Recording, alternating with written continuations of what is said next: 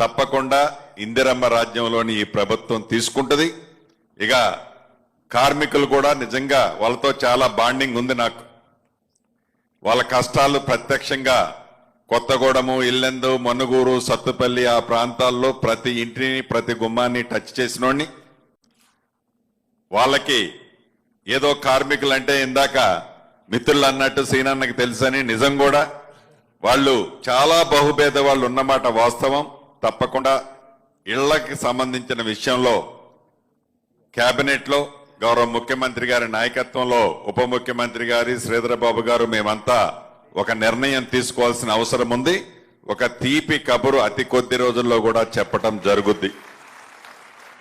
అంతేకాకుండా ఈ సింగరేణి ఈనాడు వర్టికల్గా అనేక సెక్టార్లో ఎక్స్పాన్షన్ కావాలని సింగరేణి కార్మికుల్ని సంతృప్తి పరుస్తూనే భవిష్యత్తులో ఈ సంస్థ నిర్వయం కాకుండా ఉండే విధంగా రివర్స్ పంపింగ్ ద్వారా ఒక అత్యాధున పద్ధతిలో దేశంలో అనేక ప్రాంతాల్లో హైడ్రో పవర్ సప్లై చేస్తున్నారు.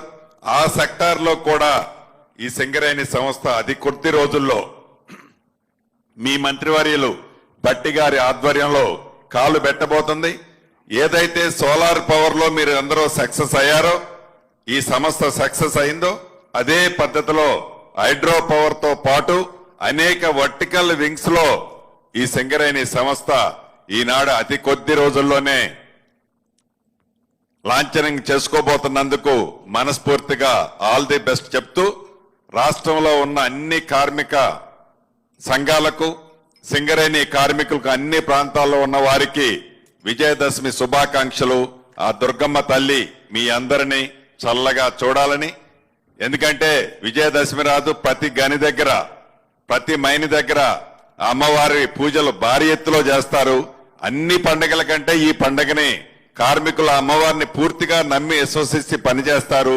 తప్పకుండా అమ్మవారు మీ కుటుంబాలని చల్లగా చూడాలని, ఈ ప్రభుత్వం కార్మికుల పక్షపాతి ప్రభుత్వం తప్పకుండా మీకు అండదండలుగా ఉంటుందని తెలుపుకుంటూ